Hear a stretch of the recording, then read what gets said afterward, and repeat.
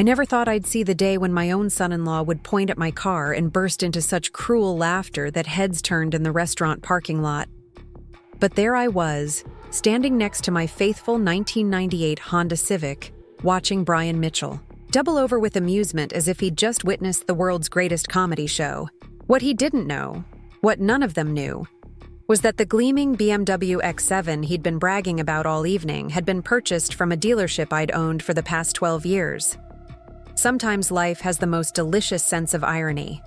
And I was about to serve him a lesson he'd never forget. Before we jump back in, tell us where you're tuning in from. And if this story touches you, make sure you're subscribed, because tomorrow, I've saved something extra special for you. The Crisp. October evening in Riverside Valley had started like so many others over the past 5 years.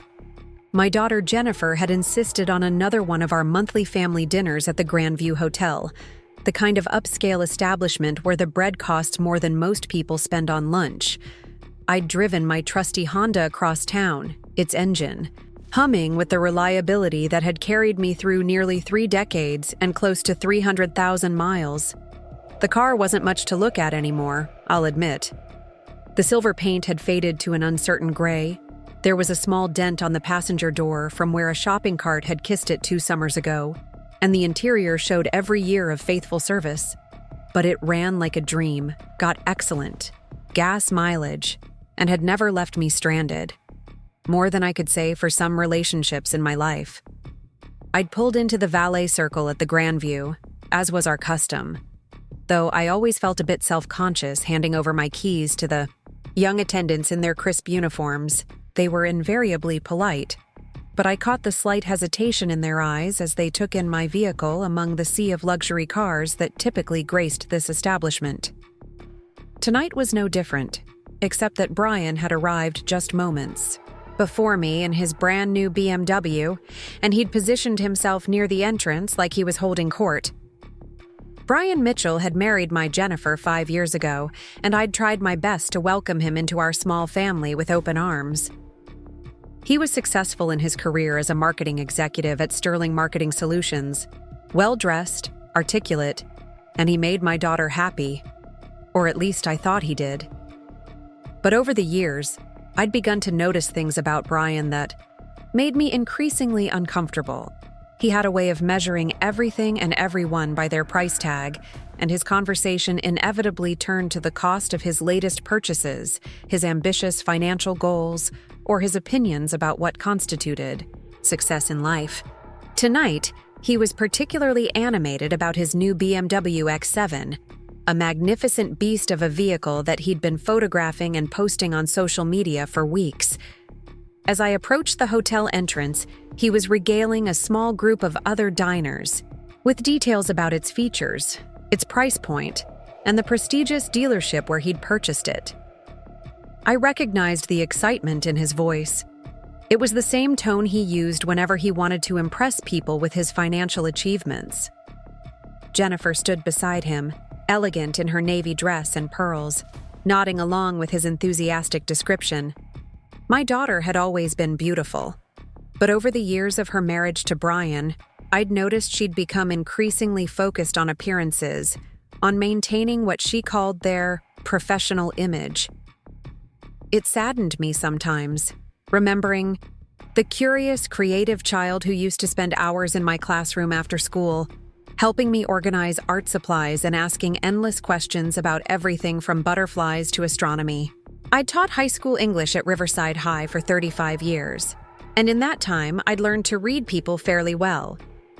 I could spot the students who were putting on an act, the ones who were covering insecurity with bravado, and the ones who genuinely cared about learning, versus those who were just going through the motions. Brian, unfortunately, reminded me of those students who needed constant validation of their intelligence or status, always looking for ways to demonstrate their superiority over their peers.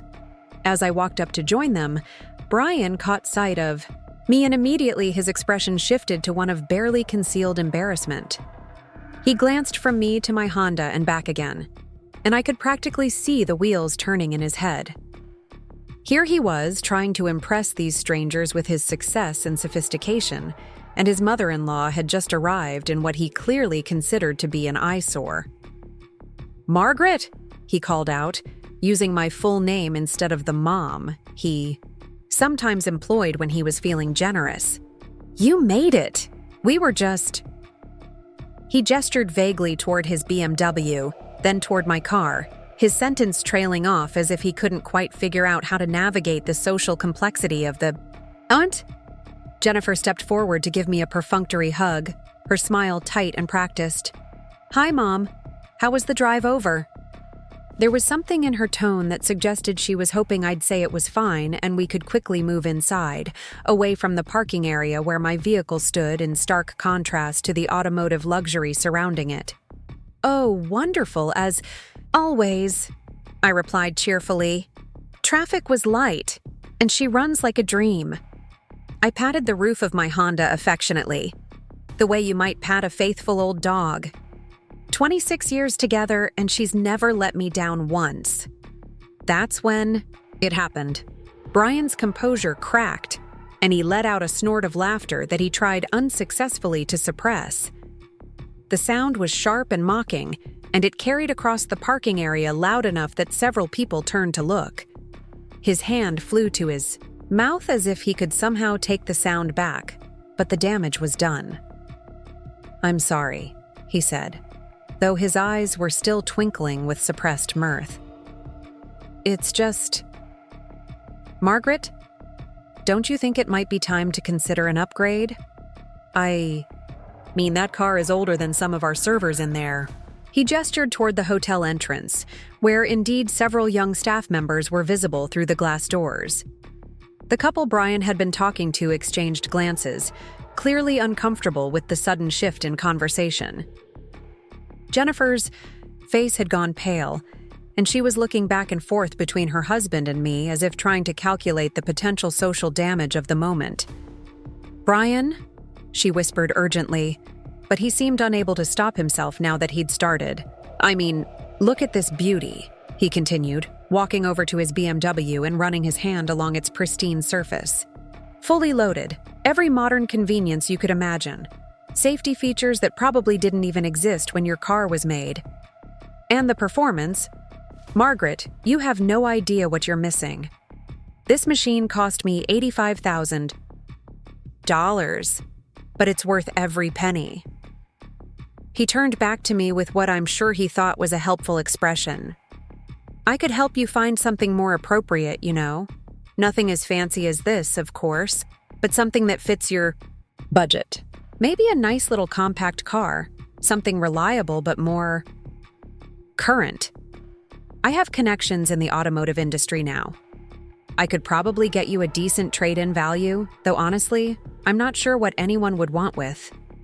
He trailed off, apparently realizing he was about to insult my car even more directly. The strangers Brian had been talking to made their excuses and headed into the hotel, clearly wanting no part of this family drama. I watched them go, noting the relief on their faces as they escaped the increasingly awkward situation. Jennifer was now looking at the ground, her cheeks flushed with what I assumed was embarrassment, though I wasn't entirely sure if she was embarrassed by her husband's behavior or by my car. Brian, however, was just getting warmed up. The initial shock of his own rudeness seemed to have worn off, and now he appeared to be doubling down on his position. "I'm just saying, Margaret, at your age, shouldn't you be prioritizing safety and comfort? That old thing probably doesn't even have airbags. What if something happened to you? Jennifer would never forgive herself if you were hurt because you were too stubborn to invest in proper transportation."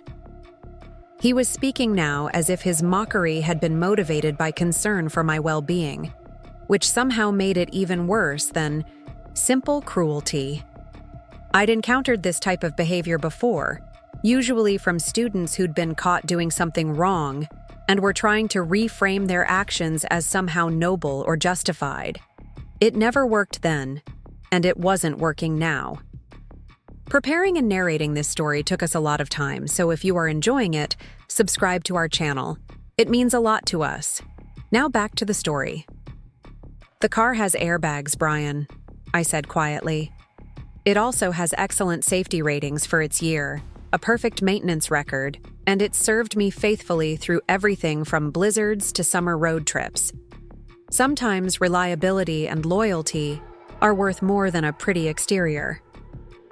I said this last part while looking directly at him, and I saw something flicker in his eyes that suggested he might have caught the double meaning. But if he did, he chose to ignore it. "But Margaret, you're missing the point entirely," he pressed on, his voice taking on the patronizing tone I'd heard him use with Jennifer when he was explaining something he considered beyond her understanding. "It's not just about getting from point A to point B anymore. It's about quality of life, about comfort, about—" He gestured broadly, searching for the right words. "About presenting yourself properly in the world." That last phrase hung in the air between us like smoke from a fire that was just beginning to catch. Presenting yourself properly. As if the worth of a person could be measured by the value of their vehicle. As if my 3.5 decades of teaching, my contributions to my community, my character and integrity were all somehow negated by my choice to drive a practical, reliable car instead of taking on debt for something flashier. Jennifer finally found her voice. "Brian, maybe we should go inside. Our reservation—" No, this is important," Brian interrupted, holding up his hand. "Margaret, I'm trying to help you here. You're a lovely woman, but you have to understand how this looks. When Jennifer and I tell people about you, about your background as a teacher, they expect to meet someone who has, well, someone who's done well for herself, and then they see you drive up in that." He gestured toward my Honda, as if it were something distasteful he'd rather not acknowledge. "What is it you think they expect to see, Brian?" I asked, genuinely curious about his answer. He seemed surprised that I was engaging with his critique rather than getting defensive. "Well, something that shows you've been successful. Something that demonstrates that you've made good choices in life. That you understand the value of quality. I mean, you were a teacher for 35 years. Surely you saved something during all that time." There it was, the assumption that had been lurking beneath all his comments. Brian assumed that because I drove an older car and lived modestly, I must be struggling financially. He'd probably convinced himself that his criticism was actually a form of intervention, that he was trying to save me from myself and protect his wife from the embarrassment of having a mother who didn't understand proper social presentation. What Brian didn't know, what neither he nor Jennifer knew, was that I was very likely the wealthiest person in that entire parking lot, including the owner of the BMW he was so proud of. When my husband Harold had passed away 12 years ago, his life insurance policy had left me with just over $2.3 million. Harold had been in insurance himself and believed in being well prepared for the unexpected. Instead of spending that money on a larger house or luxury items, I'd made some very careful investments. The most significant of those investments was Premier Auto Group, the luxury car dealership located on Commerce Boulevard, just 15 minutes from where we were standing. I'd purchased it through a holding company called Riverside Holdings, LLC, with the help of my financial advisor Robert Harrison and my attorney Patricia Williams. The dealership specialized in BMW, Mercedes-Benz, and Audi vehicles, and it had been generating a healthy profit for me for over a decade. Brian's beloved BMW X7, the source of all his pride and the symbol of his success, had been purchased from my dealership. I'd seen the sales records. I knew exactly what he'd paid, what his trade-in had been worth, and what his monthly payments looked like. I also knew that he'd financed the entire purchase, putting nothing down and committing himself to 6 years of payments that consumed nearly 15% of his monthly income. David Chen, my general manager, had mentioned the sale to me during one of our regular monthly meetings. He didn't know Brian was my son-in-law, of course. To David and everyone else at the dealership, I was simply Mrs. Thompson, a local woman who occasionally stopped by to browse and who had become friendly with the staff over the years. They knew I had some connection to the business. They'd been told that I represented the ownership group. But they didn't know the extent of that connection. "Sold a beautiful X7 today," David had told me. Young executive, very excited about it. Financed the whole thing, but his credit was good. He'll be making payments for a while, but he seemed thrilled with the purchase. If only David knew that the young executive was married to my daughter and had just spent the evening mocking the owner of his dealership for driving an older, paid-off vehicle. But standing there in the parking lot of the Grandview Hotel, listening to Brian's condescending lecture about proper presentation and the importance of quality, I said none of this. I simply listened, nodded occasionally, and let him continue digging himself deeper into a hole he didn't even know he was creating. "The thing is, Margaret," Brian continued, warming to his theme, "people make judgments. Fair or not, they look at what you drive, how you dress, where you live, and they make assumptions about your success, your intelligence, your worth as a person. I know it's not right, but that's the reality of the world we live in." He paused, as if waiting for me, to acknowledge the wisdom of his observation. When I didn't immediately respond, he pressed on. "Take my BMW, for example. When I pull up to a client meeting in that car, it tells them something about me before I even open my mouth. It says I'm successful, that I make good decisions, that I'm someone worth taking seriously. It's an investment in my professional reputation." "And how much did that investment cost you, Brian?" I asked, though I already knew the answer. He puffed up with pride. $85,000. But like I said, it's worth every penny. I got it from Premier Auto Group, the best luxury dealership in the area. They have an excellent reputation, and their service department is top-notch. When you're making that kind of investment, you want to make sure you're dealing with quality people. I nodded thoughtfully. Premier Auto Group. Yes, I've heard good things about them. "Oh, you should visit them," Brian exclaimed, apparently taking my comment as an expression of interest. "Tell them I sent you. The sales team there really knows their stuff, and they'll treat you right. Maybe they can find you something more suitable." Jennifer was shifting uncomfortably beside him, clearly wishing this conversation would end. "Brian, really, we should go inside. Mom's car is fine for her needs." But Brian was on a roll now, and he wasn't ready to let the subject drop. "Jennifer, you're being too nice about this. Your mother deserves better than fine. She deserves to feel good about herself, to have something she can be proud of. Margaret, you spent 35 years shaping young minds, preparing them for their futures. Don't you think you deserve to enjoy the fruits of your labor?" There was something almost touching about his earnestness, as if he genuinely believed he was offering me some kind of salvation. In his mind, I was a pitiable figure, clinging to an old car out of stubbornness or financial limitation, too proud or too confused to accept the help I so obviously needed. "Tell me something, Brian," I said finally. "What do you think makes a person successful? Is it really about the car they drive or the clothes they wear?" He seemed surprised by the question, as if the answer were so obvious it hardly needed stating. "Well, success is about achievement, about building something meaningful with your life. It's about making smart choices and having something to show for your efforts."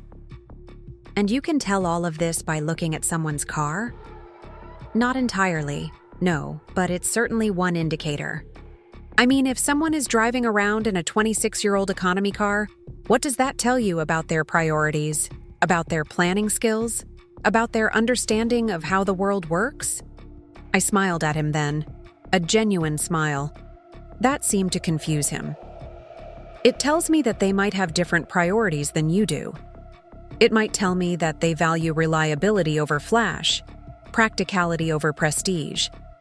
It might tell me that they're wise enough to avoid unnecessary debt, or that they care more about function than form."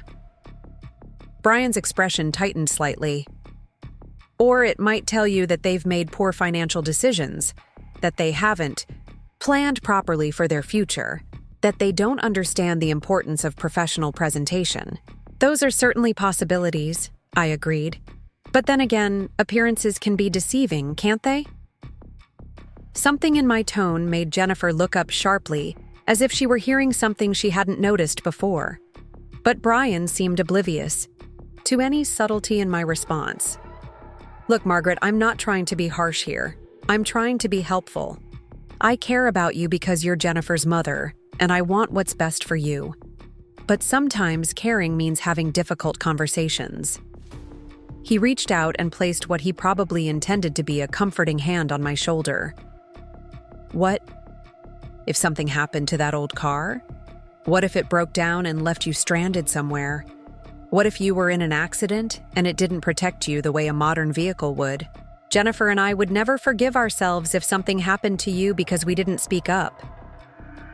It was masterfully done, really. He'd managed to reframe his mockery and condescension as loving concern, his criticism as protective intervention. If I got angry or defensive now, I would be the unreasonable one, the stubborn old woman who refused to accept help from family members who only wanted what was best for her. I appreciate your concern, Brian, I said carefully. I really do. But I'm quite satisfied with my transportation situation. But you shouldn't have to just be satisfied, he exclaimed. You should be comfortable, safe, proud of what you drive. Margaret, you're a wonderful woman with so much to offer. Don't you want to present the best version of yourself to the world? The valet attendant approached then, clearly ready to park my car. The young man, probably no more than 22, accepted my keys with professional courtesy and headed toward my Honda. I watched him go, noting that he treated my vehicle with exactly the same care he'd shown Brian's BMW. You know what I think. Brian? I said, turning back to him. I think the best version of myself is the one that doesn't need expensive things to feel valuable. The one that judges people by their character rather than their possessions.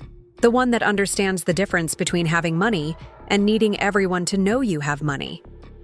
For just a moment, Brian's confident expression faltered. I saw a flicker of uncertainty in his eyes, as if he were suddenly wondering if there might be more to this conversation than he'd initially understood. But the moment passed quickly, and his self-assured demeanor returned.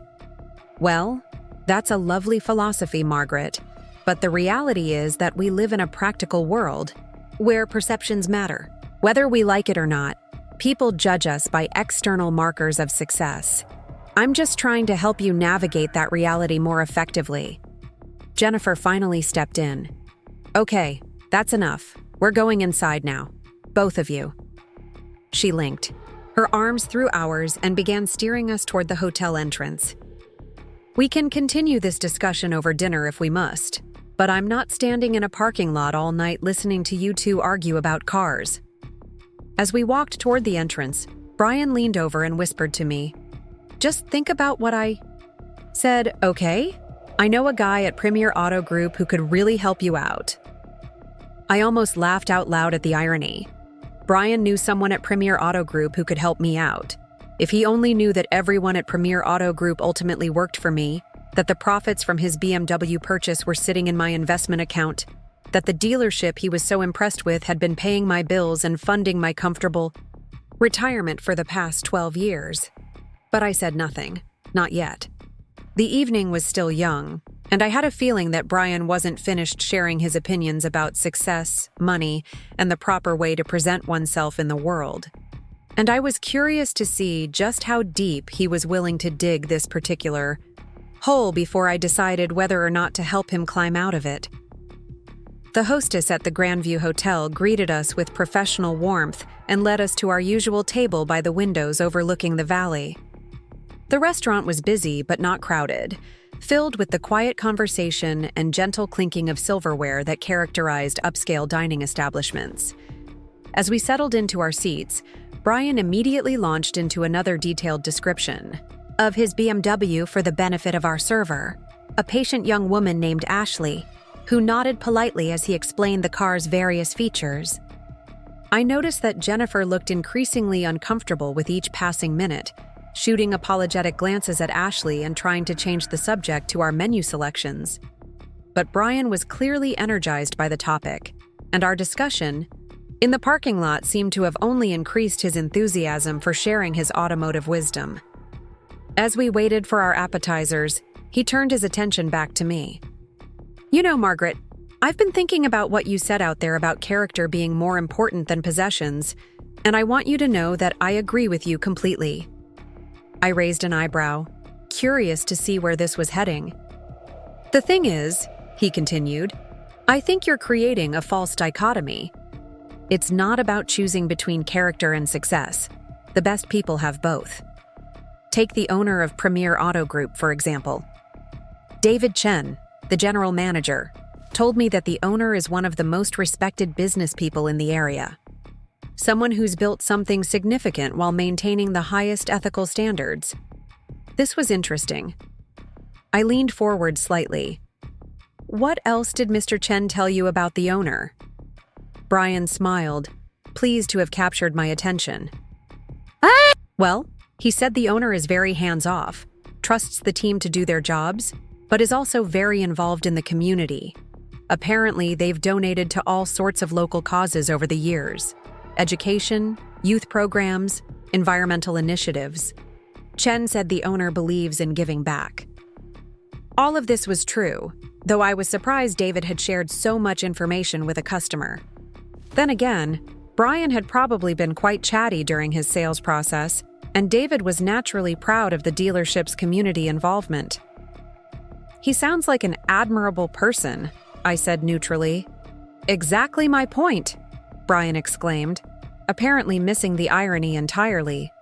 "This is someone who's achieved financial success and uses it responsibly.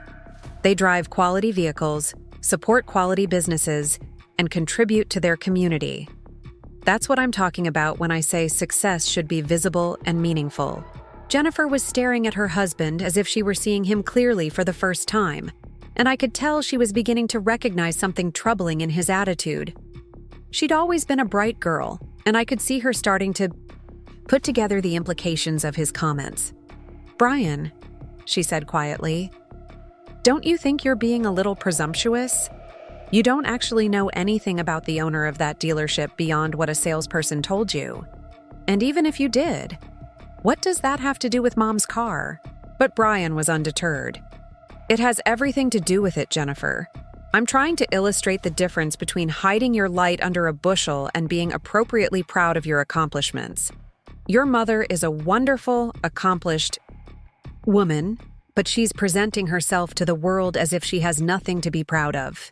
He turned back to me. "Margaret, I know you're probably thinking that I'm being materialistic or shallow, but I'm really not. I'm talking about self-respect, about honoring your own achievements. You dedicated your life to education, to helping young people build their futures. Don't you think that deserves to be celebrated rather than hidden?" There was something almost poignant in his earnestness, and for a moment I felt a flicker of sympathy for him. In his mind, he was genuinely trying to help me, genuinely concerned about what he perceived as my lack of self-worth. The fact that his perception was completely wrong didn't necessarily negate his good intentions. But then he continued talking, and the sympathy faded. "I mean, let's be honest here. Teaching is a noble profession, but it's not exactly lucrative. I get that. But surely over 35 years with proper planning and investing, you could have built up enough savings to afford something better than a 26-year-old economy car. Unless..." He paused, and I could see him considering whether to voice whatever thought had just occurred to him. "Unless what, Brian?" I asked, though I suspected I knew where this was heading. "Well, unless there were some financial missteps along the way. Maybe some poor investment choices, or unexpected expenses, or, I don't know, maybe you're more generous than you should be with your money. Some people have trouble saying no when others ask for help." Jennifer's face had gone pale. "Brian, stop. Just stop talking." But he didn't stop. "I'm not judging. Margaret, we all make financial mistakes. The important thing is learning from them and making better choices going forward. That's why I'm suggesting you consider upgrading your transportation. It's never too late to start presenting yourself more appropriately." The word appropriately hung in the air like an accusation. According to Brian, everything about my choices was inappropriate. My car, my financial priorities, my apparent lack of understanding about proper self-presentation. In his world, I was an object of pity, a cautionary tale about what happened when people didn't properly appreciate the importance of visible success. What made it even more galling was his assumption that he was qualified to judge my financial decisions. Brian, who had financed a luxury car he couldn't really afford, who made monthly payments that consumed a significant portion of his income, who had put himself into debt for the sake of impressing strangers. This was the person who was lecturing me about financial wisdom and appropriate choices. I looked around the restaurant, taking in the elegant surroundings, the well-dressed diners, the soft lighting that made everything look warm and prosperous. In a few minutes, our server would return with our appetizers, and we'd spend the next hour making polite conversation while Brian continued to pepper his comments with references to my inadequate car and his superior judgment, unless I decided to change the trajectory of the evening. The thought had been building in my mind throughout our conversation, growing stronger with each condescending comment, each assumption about my circumstances, each suggestion that I needed, his guidance to navigate the complexities of financial success. Brian was so confident in his assessment of the situation, so certain that he understood my limitations and could help me overcome them. He had no idea that he was lecturing the owner of the very dealership where he'd purchased his status symbol. He had no idea that his monthly car payments were helping to fund my comfortable retirement. He had no idea that the quality people he'd dealt with at Premier Auto Group were, in the most literal sense, my employees. Most importantly, he had no idea that his cruel laughter in the parking lot, his mocking assessment of my choices, and his patronizing lecture about financial wisdom were all being delivered to someone who had more genuine financial success than he was likely to achieve in his entire career. The question was, what did I want to do with that knowledge? I could continue to sit quietly, let him finish his meal and his lecture, and drive home in my reliable Honda while he drove home in his financed BMW.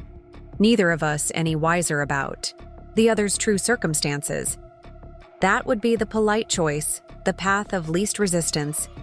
Or I could give Brian the education he so clearly needed about the dangers of making assumptions, about the difference between having money and needing to prove you have money, about the value of treating people with respect regardless of what they drive or how they choose to live their lives.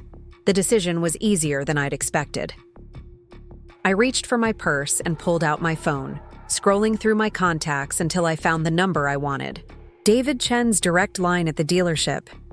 It was after hours, but David often worked late, and he'd told me to call anytime if I needed anything. "Excuse me for just a moment," I said to Brian and Jennifer. "I need to make a quick phone call." Brian glanced at my phone, probably noting that it was an older model, not the latest smartphone he would have considered appropriate for someone trying to present themselves properly. He exchanged a glance with Jennifer that clearly said, "See what I mean?" I pressed David's number and waited for him to answer. David answered on the third ring, his voice carrying the slight weariness of someone who had been reviewing paperwork for the past hour. "Premier Auto Group, David Chen speaking." "Hello, David. It's Margaret Thompson," I said, keeping my voice casual, but making sure it carried clearly across our table. "I hope I'm not calling too late." "Mrs. Thompson? Not at all. I was just finishing up some reports. What can I do for you?" I could see Brian's eyebrows rise slightly at the familiarity in David's tone. Jennifer was watching me with growing curiosity, as if she were beginning to sense that this phone call was more significant than a simple social courtesy. "I was wondering if you could help me with something," I continued.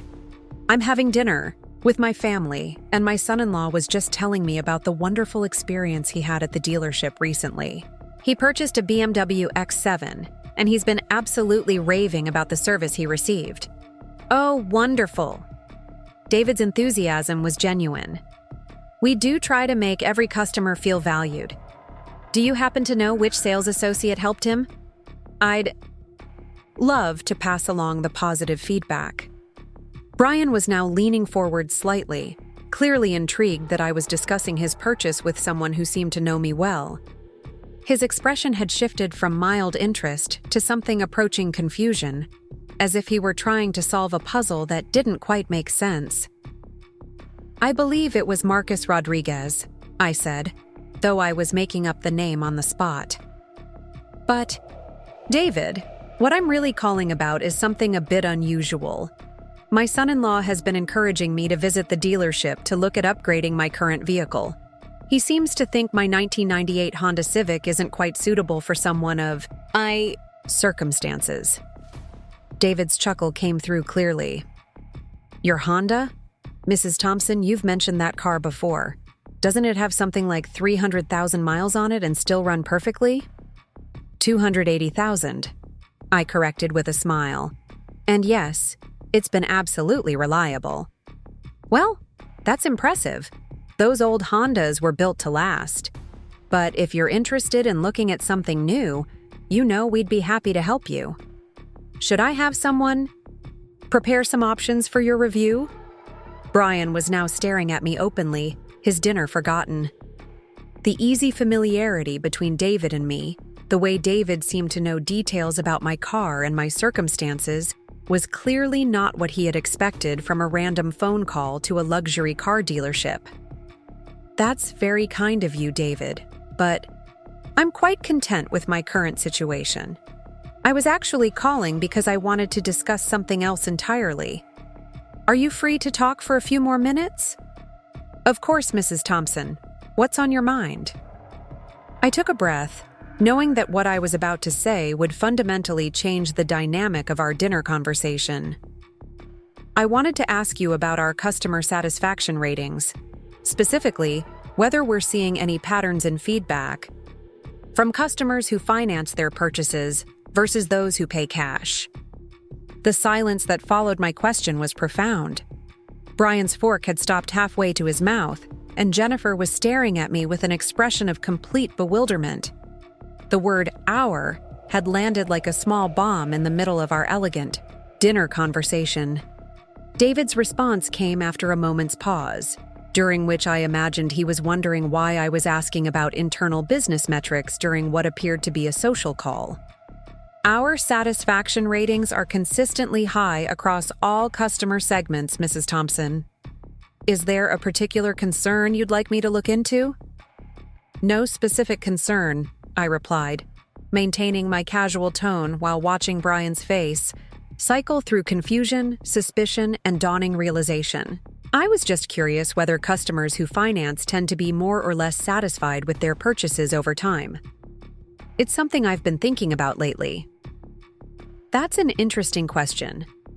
From what I've observed, customer satisfaction tends to correlate more with the quality of the sales experience and the reliability of the vehicle than with the financing method. Though I suppose customers who finance do tend to stay in touch with us longer, since they're making payments through our finance department. That makes sense, I agreed.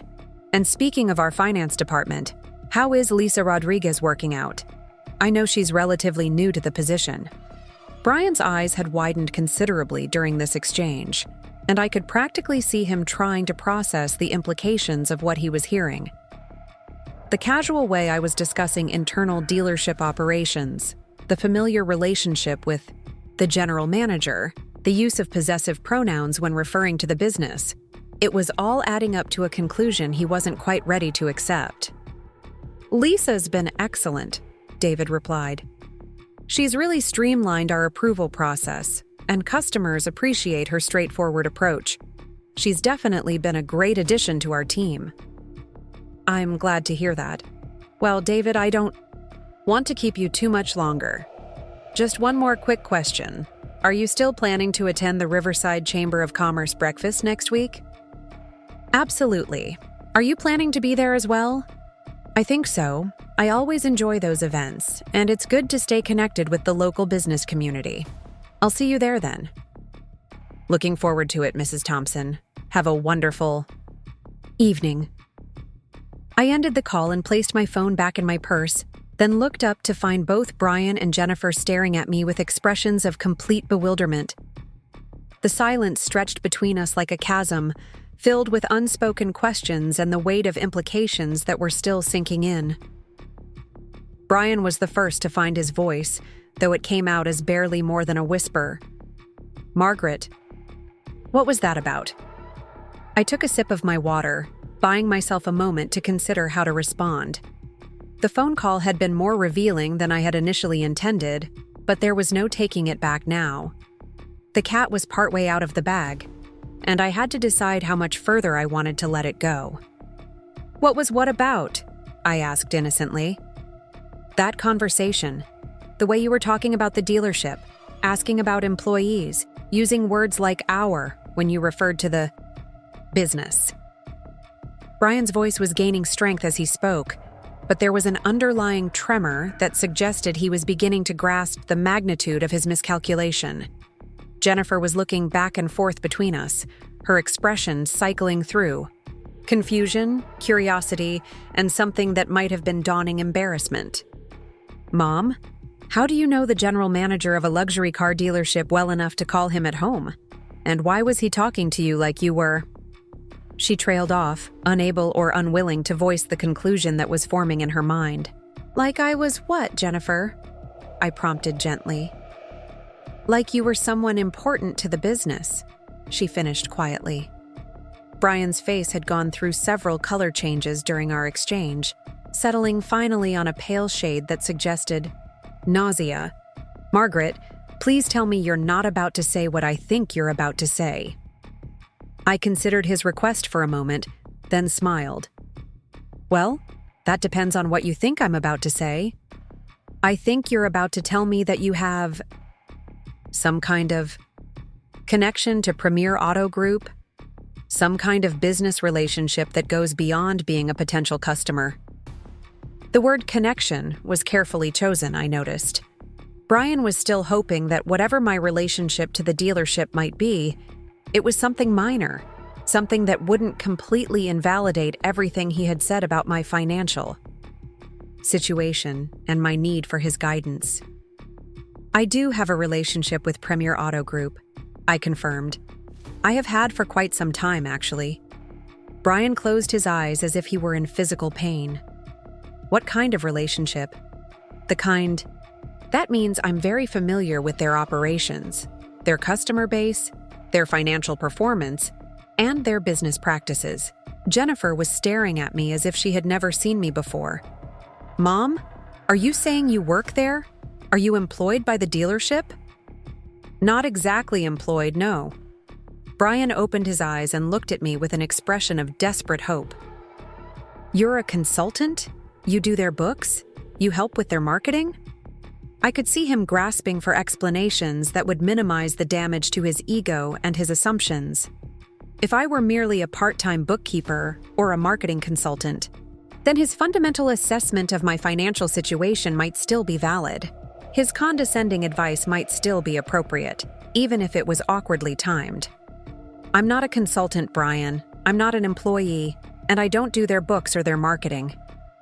"Then what?" The question came out sharper than he had probably intended, driven by frustration and the growing certainty that whatever the truth was, it wasn't going to be something he wanted to hear. I looked around the restaurant, noting that our conversation had remained private despite its intensity. The other diners were engaged in their own discussions, and our server was giving us space to talk. It was the perfect setting for the revelation I was about to make. "I own it," I said simply. The words hung in the air between us like a physical presence. Brian's mouth opened and closed several times without producing any sound, while Jennifer's face went through a series of expressions that suggested she was trying to process information that didn't fit with anything she thought she knew about her mother's life. "You own what?" Brian finally managed to croak. "Premier Auto Group. I own the dealership where you purchased your BMW." The silence that followed was so profound that I could hear the quiet conversations at nearby tables, the gentle clinking of silverware against china, the soft background music that I hadn't noticed before. Brian's face had gone completely white, and Jennifer was staring at me as if I had just announced that I was actually an alien from another planet. "That's not possible," Brian whispered. "Why isn't it possible?" I asked, genuinely curious about his reasoning. Because you drive." He gestured vaguely in the direction of the parking lot where my Honda was presumably being well cared for by the valet staff. "Because I drive a reliable, economical car that meets my needs." "Because you don't act like someone who owns a luxury car dealership." The words burst out of him with the force of genuine bewilderment. "You live in a modest house, you dress simply, you don't talk about money or business or investments. You act like a retired teacher, not like a successful business owner." "I am a retired teacher, Brian. I'm also a successful business owner. Those things aren't mutually exclusive." Jennifer found her voice at last. "Mom, are you serious? You actually own Premier Auto Group?" "I do. I purchased it 12 years ago, shortly after your father died. It's been a very good investment." "But why didn't you ever tell us?" Jennifer's voice was small, confused, and tinged with hurt. "You never asked," I replied honestly. "And more importantly, it never seemed relevant to our relationship. I'm still the same person I've always been. Your mother, a retired teacher, someone who values family and education and community service. The fact that I also happen to own a successful business doesn't change who I am." Brian was shaking his head slowly, as if trying to wake up from a dream. "This doesn't make sense. If you own a luxury car dealership, why are you driving a 26-year-old Honda? Why do you live in that little house on Maple Street? Why don't you have any of the things that successful people have?" "What things are those, Brian?" "I don't know. Expensive clothes, jewelry, a bigger house, a luxury car, travel. All the things that people with money do to enjoy their success." I considered his question carefully. It was, in many ways, the heart of everything that had gone wrong between us. Brian's entire worldview was based on the assumption that financial success should be visible, that wealthy people had an obligation to display their wealth through their possessions and lifestyle choices. "I do travel, Brian. I take several trips each year. I just don't feel the need to post about them on social media or discuss them extensively. I do have nice clothes, though I prefer quality over flashiness. I have jewelry that belonged to my mother and grandmother, pieces that have sentimental value rather than market value. As for my house, it's exactly the right size for my needs. It's in a neighborhood I love, and it's been paid off for 15 years. "But your car," he persisted, as if the Honda were somehow the key to understanding this entire revelation. "My car is reliable, economical, and comfortable. It gets me where I need to go safely and efficiently. Most importantly, it's paid for. I've never had a car payment in my life, and I see no reason to start now." Brian was looking at me as if I were speaking a foreign language. "But you could afford any car you wanted. You could drive a BMW, a Mercedes, a Tesla, anything in your own inventory. Why would you choose to drive something so ordinary?" "Because I don't need my car to tell people who I am or what I'm worth. I don't need to impress strangers at traffic lights or in parking lots. I don't need to make monthly payments on a depreciating asset just to feel successful." The words were landing like physical blows, and I could see Brian flinching with each point I made. Everything I was saying was a direct contradiction of the philosophy he had been espousing just minutes earlier, the belief system that had justified his mockery and condescension. "But people judge you," he said weakly. "Like I did. They see your car and they make assumptions about your success and your worth." "Yes, they do," I agreed. "And that tells me everything I need to know about those people. Anyone who judges my worth by my car is someone whose opinion doesn't matter to me." Jennifer was still staring at me in shock. "Mom, I can't believe you never told us about this. I mean, I'm your daughter. We're supposed to be close.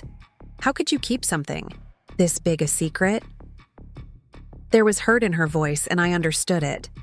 From her perspective, I had been withholding important information about my life, creating a false impression of my circumstances, and allowing her and Brian to make assumptions that were completely wrong.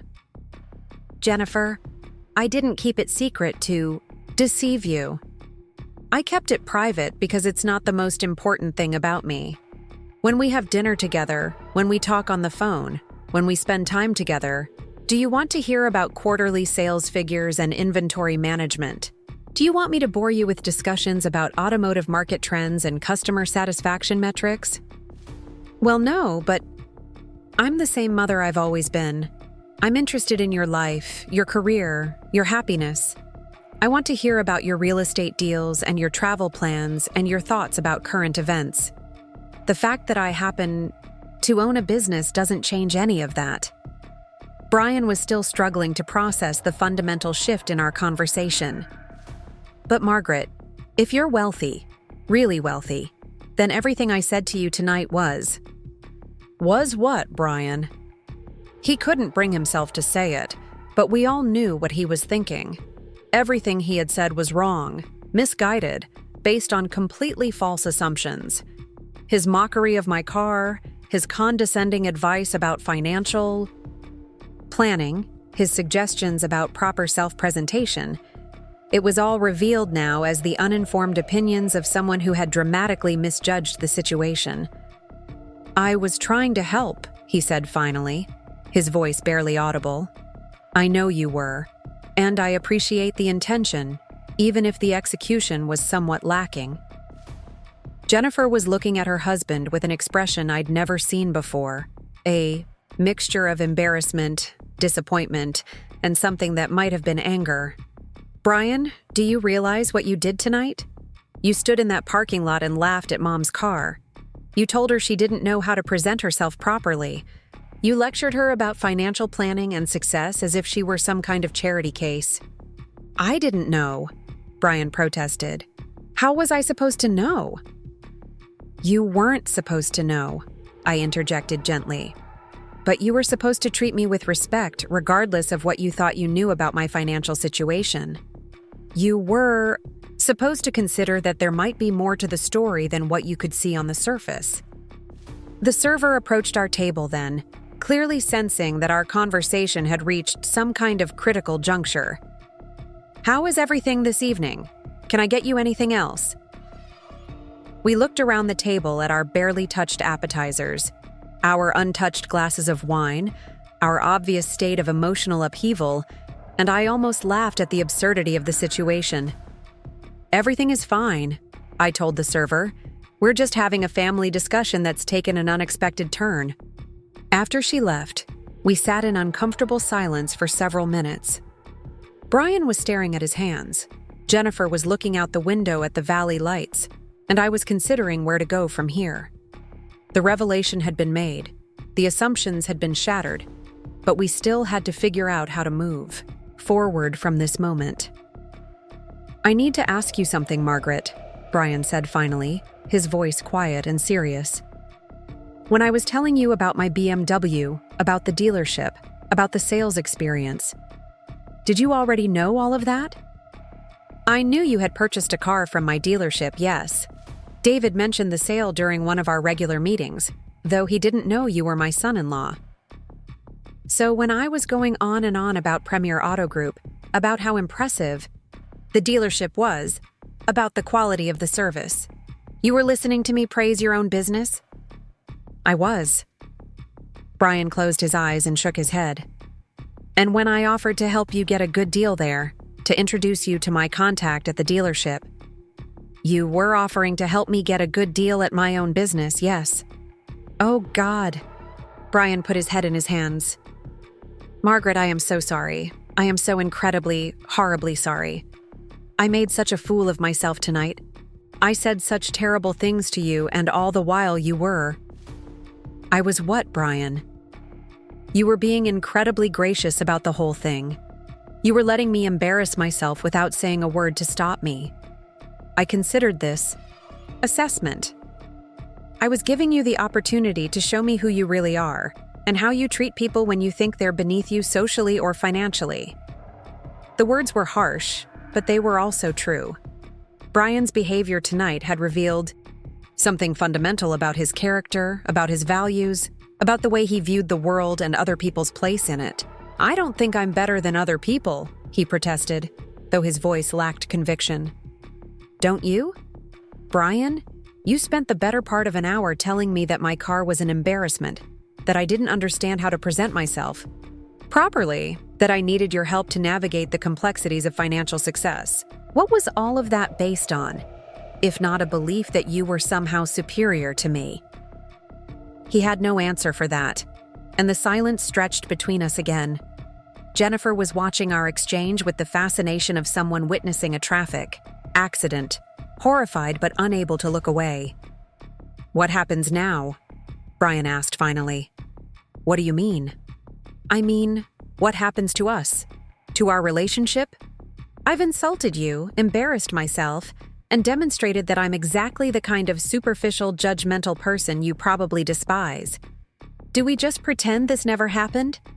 Do we go back to having polite family dinners and pretending everything is normal?" It was a fair question, and one I had been asking myself since the moment I decided to make that phone call. The evening had crossed a line that couldn't be uncrossed.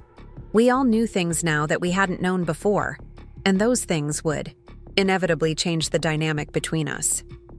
"I don't know, Brian. That depends largely on you." "On me?" "On whether you can learn from this experience. On whether you can understand why your behavior tonight was hurtful and inappropriate. On whether you can treat people with respect, regardless of what you think you know about their circumstances." Brian nodded slowly, and I could see him genuinely trying to process the lesson I was offering. "I think I can do that. I hope I can do that." "I hope so too." Jennifer finally spoke up. "Mom, I owe you an apology too. I may not have been as openly critical as Brian was, but I didn't stop him either. I let him say those things to you, and I was embarrassed by your car too. I was worried about what people would think." "And what do you think now, Jennifer?" She was quiet for a long moment, considering her answer. "I think I've been focusing on the wrong things. I think I've let Brian's obsession with appearances influence me more than I realized, and I think I've been underestimating my own mother for a very long time. I'm still the same person I was this morning, Jennifer. I just happen to own a business that's been very successful. That doesn't make me any different from the mother who raised you, who helped you with your homework, who cheered at your soccer games, who held you when you cried." "I know that intellectually," she replied, "but it's going to take me some time to adjust to this new information. I keep thinking about all the times I worried about your finances, all the times I wondered if you were struggling, all the times I felt like I should be doing more to help you. Your concern was sweet, and I appreciated it. But I've been fine, Jennifer. I've been more than fine." Brian was still processing his own role in the evening's revelations. "Margaret, can I ask you why you bought the dealership? What made you decide to invest in that particular business?" It was a good question, and I was pleased that he was showing genuine curiosity rather than just wallowing in his embarrassment. "Several reasons," I replied. "First, it was a sound financial investment. The previous owner was ready to retire. The business had a good reputation and strong customer base, and the automotive market in this area was stable. Second, I liked the idea of owning a business that provided good jobs for local people and contributed to the community. And third, I've always been interested in how businesses operate, even if I never had the opportunity to run one myself.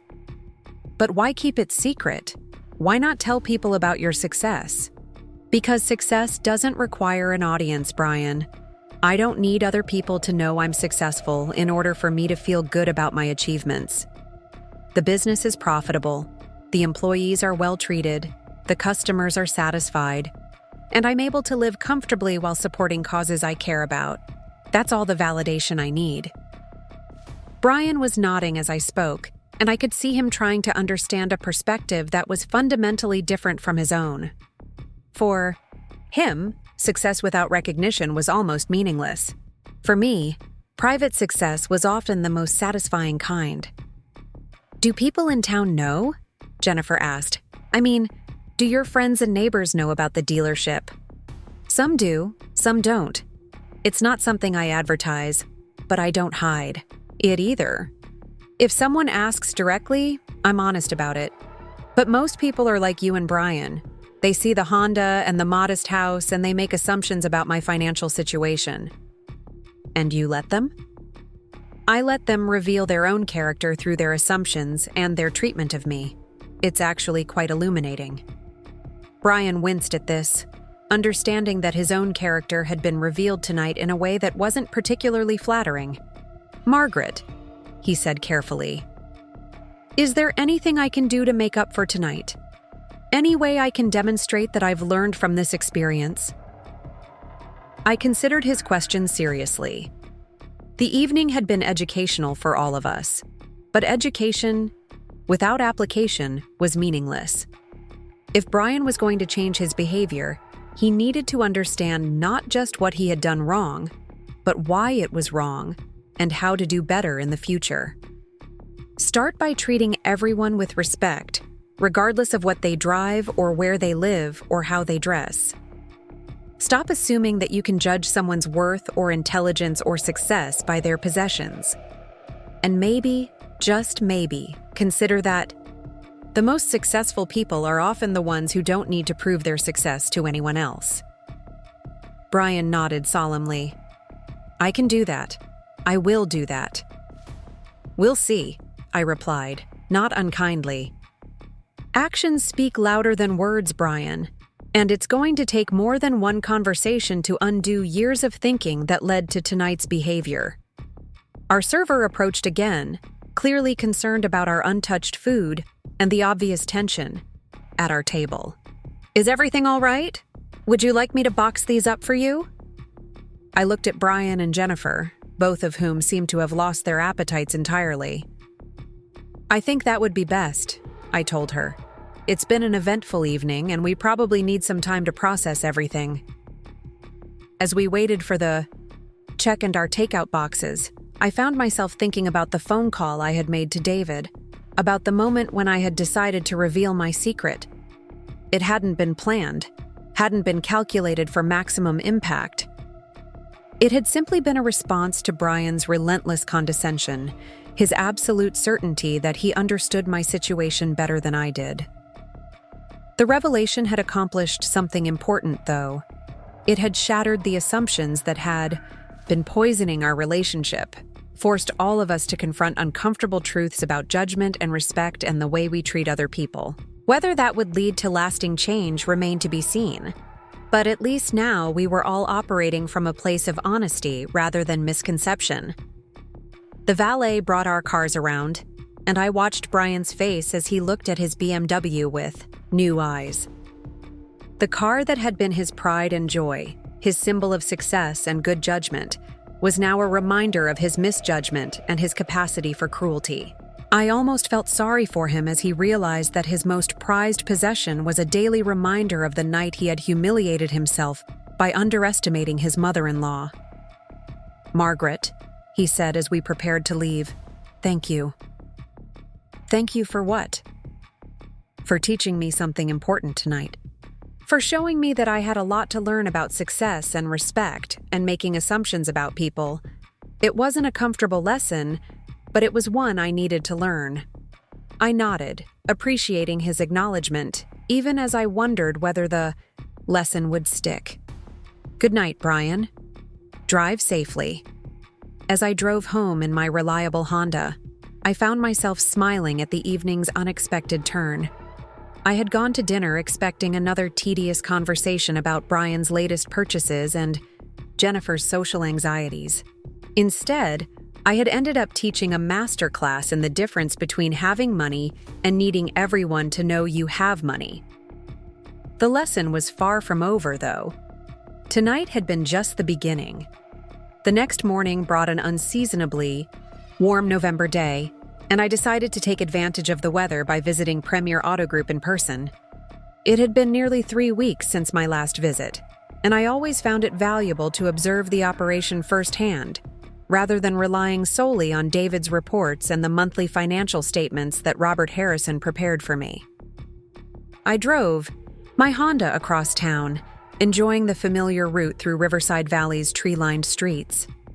The leaves were in their full autumn glory, painting the landscape in brilliant oranges and deep reds that reminded me why I had chosen to make this place my permanent home after Harold's death. There was something peaceful about a community where people knew each other, where local businesses thrived, and where success was measured by more than just quarterly earnings.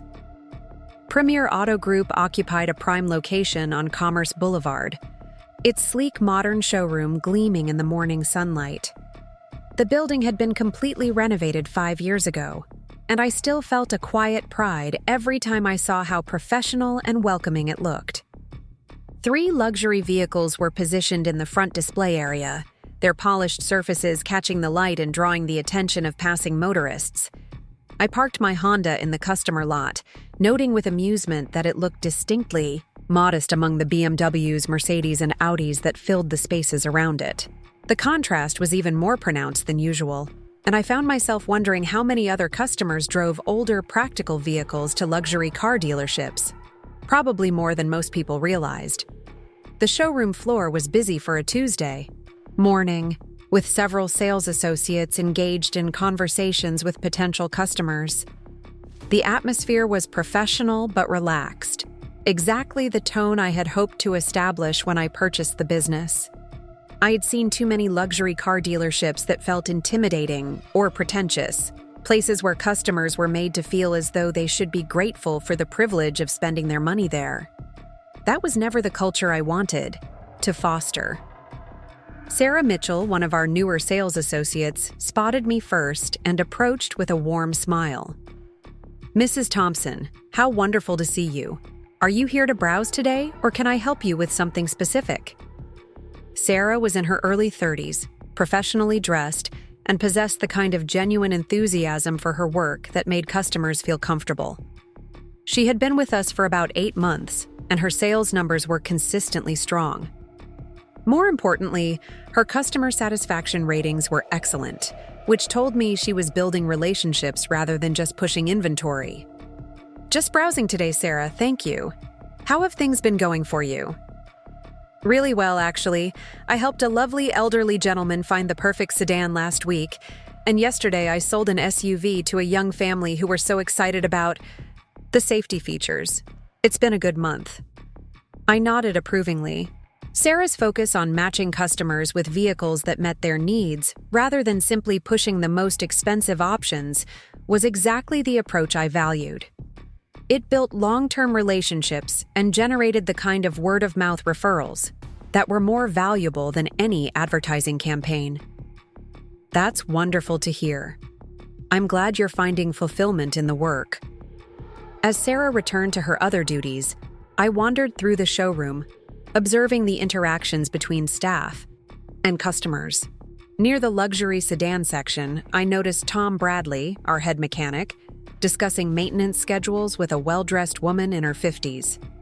Tom had been with the dealership for over 20 years, long before I purchased it, and his expertise and integrity had made him invaluable to our operation. "The key to getting the most out of any luxury vehicle is consistent maintenance," Tom was explaining to the customer. "These cars are engineered to high standards, but they require regular attention to maintain their performance and reliability. We offer several service packages that can help you stay on top of everything."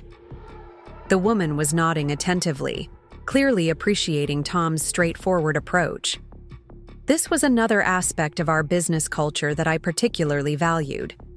Our service department prioritized education and transparency over profit maximization. Customers were given honest assessments of what their vehicles needed, when they needed it, and why it mattered.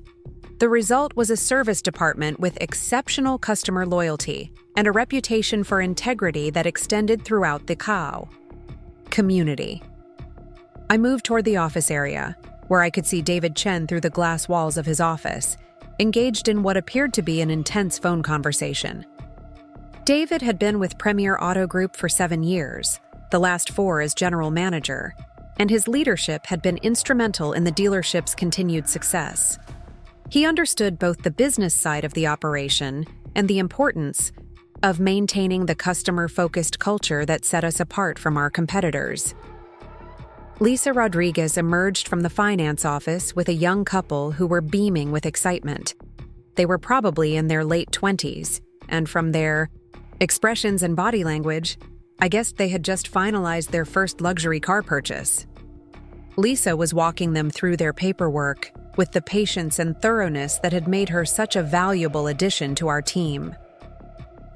"Remember, your first payment isn't due for 45 days, Lisa was explaining. "That gives you time to set up automatic payments if you'd like, or you can always make payments online through our customer portal. And if you have any questions about anything we've discussed today, please don't hesitate to call me directly." The couple thanked Lisa effusively before heading toward the exit, their excitement palpable. Watching them reminded me of something I had almost forgotten in the aftermath of last night's dinner conversation. For most people, purchasing a luxury vehicle was a significant milestone, a symbol of personal or professional achievement that brought genuine joy and satisfaction. Brian's BMW had clearly been that kind of purchase for him, which made his subsequent behavior all the more disappointing. David spotted me through his office window and raised his hand in greeting, wrapping up his phone call quickly. He emerged from his office with the kind of energy that suggested good news. "Mrs. Thompson? Perfect timing. I just got off the phone with our regional BMW representative, and they're very pleased with our sales performance this quarter. We're actually ahead of projections in all 3 of our luxury brands." "That's excellent news, David. What do you attribute the strong performance to?" David considered the question thoughtfully. "I think it's a combination of factors. The economy is doing well locally, which helps with discretionary purchases like luxury vehicles. But more importantly, I think our reputation for honest dealing and exceptional service is really paying dividends. We're getting more referral business than ever before, and our customer retention rates are among the highest in the region." This was exactly what I had hoped to hear. When I purchased Premier Auto Group 12 years ago, it had been profitable but unremarkable. The previous owner had run it competently, but without particular vision or ambition. My goal had been to transform it into the kind of business that would make a meaningful contribution to the community while generating sustainable profits for reinvestment and charitable giving. "Have you had a chance to review the customer satisfaction surveys from last month?" I asked. "I have, and they're very encouraging. We're scoring above 90% in overall satisfaction, and the written comments are particularly positive. Customers consistently mention feeling respected and valued, regardless of whether they're purchasing an entry-level certified pre-owned vehicle or a top-of-the-line luxury model." This was perhaps the metric I was most proud of. In the luxury, automotive business, it would be easy to focus exclusively on high-end sales and treat customers with modest budgets as afterthoughts. But I had insisted from the beginning that every customer receive the same level of respect and attention, regardless of what they could afford to spend. It was both good business and good ethics. "What about staff satisfaction? How is morale among the team?" David's expression brightened even further. "Really strong. We had our quarterly staff meeting last week, and the feedback was overwhelmingly positive. People feel valued. They feel like they're part of something meaningful, and they appreciate the way the business is run." Sarah Mitchell actually mentioned that this is the first job she's had where she feels like she can be honest with customers without worrying about meeting arbitrary sales quotas. I smiled at this. Sarah's comment captured exactly the kind of work environment I had tried to create. When employees felt secure and valued, when they weren't pressured to compromise their integrity for short-term gains, they performed better and stayed longer. The result was better customer service, stronger relationships, and ultimately better business results. I'm glad to hear that. Anything else I should know about? David glanced around the showroom, then lowered his voice slightly. There is one thing I wanted to mention. We had an interesting situation yesterday with a customer who seemed to know quite a bit about you personally. My attention sharpened. What kind of situation? A man came in asking about trade-in values for older vehicles, specifically a 1998 Honda Civic. He said his mother-in-law drove one, and he was trying to help her figure out what it might be worth. But then he started asking questions about you specifically, whether you were a regular customer, what your relationship to the dealership was, that sort of thing. I felt a familiar tension in my shoulders. What did you tell him? Nothing. Beyond what I'd tell any customer asking about another customer, that we don't discuss individuals' business with third parties. But he was quite persistent. He mentioned that he'd spoken with you recently and that you seemed very familiar with our operations. This was exactly what I had been afraid of. Brian's discovery of my ownership of Premier Auto Group had clearly set his mind racing, and now he was conducting his own investigation to understand the full scope of my business interests. The question was whether his curiosity was driven by genuine remorse and a desire to make amends, or by something less admirable. Did he give you his name? Brian Mitchell. He said he'd purchased a BMW X7 from us recently, which I remembered because it was a significant sale. But his questions about you seemed odd, especially since he claimed to be trying to help his mother-in-law while simultaneously asking very detailed questions about her personal business. I sighed, feeling the weight of the previous evenings, revelations settling on my shoulders like a familiar burden. Brian Mitchell is my son-in-law, David. The mother-in-law he was asking about is me. David's eyes widened with surprise and then understanding. Oh my. That explains a lot about his questions and his general demeanor. He seemed... David paused, clearly searching for a diplomatic way to express his impressions. He seemed what? Honestly? He seemed like someone who was trying to gather information he could use against someone. There was something calculating about his approach that made me uncomfortable. I probably should have ended the conversation sooner than I did. This was troubling news, but not entirely surprising. Brian's reaction to learning about my ownership of Premier Auto Group had been shock and embarrassment, but he was clearly a person who didn't handle being wrong gracefully. If he was now investigating my business affairs, it suggested he was looking for ways to regain control of the narrative or perhaps find some angle he could use to his advantage. What specifically was he trying to find out? He wanted to know how long you'd been coming to the dealership, whether you'd ever purchased vehicles from us, what your relationship was with the staff. He also asked about the ownership structure of the business, whether it was locally owned or part of a larger corporation. And what did you tell him about the ownership? What I tell everyone who asks, that Premier Auto Group is owned by a private investment group that prefers to maintain a low profile. I didn't mention Riverside Holdings LLC or anything specific about the ownership structure.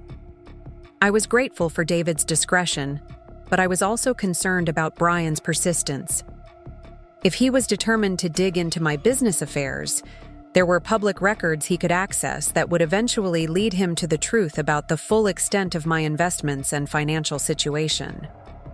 David, I think it's time I told you, something that I probably should have mentioned years ago. David looked at me expectantly, clearly sensing that another revelation was coming. Riverside Holdings LLC isn't just the investment group that owns Premier Auto Group. I am Riverside Holdings LLC. I'm not just a representative of the ownership group. I'm the owner. The silence that followed was profound. David stared at me for several seconds, his expression cycling through surprise, confusion, and finally understanding. You own the dealership? You're my boss? I am. I have been for 12 years, ever since I purchased the business from the previous owner. I've preferred to maintain a low profile and let you and the management team run the day-to-day operations, but yes, I'm the owner. David sat down heavily in his chair, running his hands through his hair. Mrs. Thompson. Margaret. I don't know what to say. I mean, I always wondered about the ownership situation. The investment group was so hands-off, and you seemed to know so much about the business operations, but I never imagined. I hope this doesn't change anything about how we work together. You've been doing an excellent job managing the dealership, and I've been very pleased with the results. No, it doesn't change anything about the work, but it does explain a lot. The focus on customer satisfaction over short-term profits, the emphasis on employee development, the community involvement. It all makes sense now. You weren't just representing the ownership group's values, you were expressing your own values. Exactly, and those values aren't going to change just because you now know who's behind them. David nodded, still processing the revelation. Can I ask why you decided to tell me now? Because my son-in-law's investigation into my business affairs is likely to uncover the truth eventually, and I'd rather you hear it from me.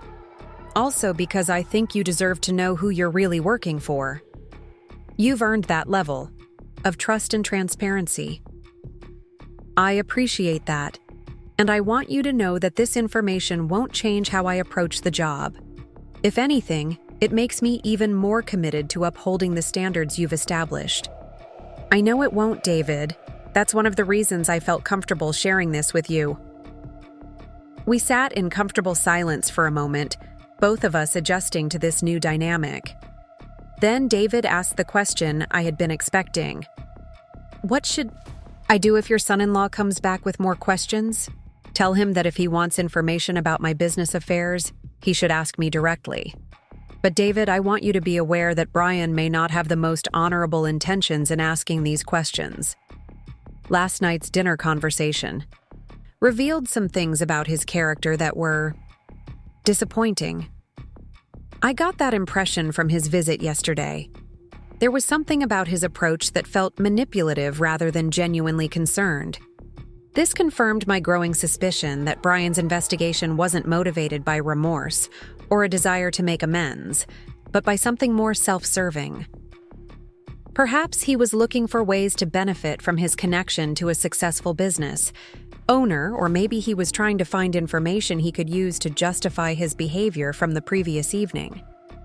I may need to have a more direct conversation with him about boundaries and appropriate behavior, I said, more to myself than to David.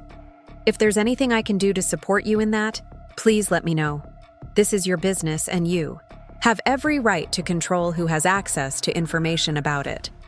I was touched by David's immediate loyalty and support. It reinforced my conviction that I had made good choices in the people I had surrounded myself with, both in business and in my personal life. Thank you, David. For now, just continue doing the excellent work you've been doing.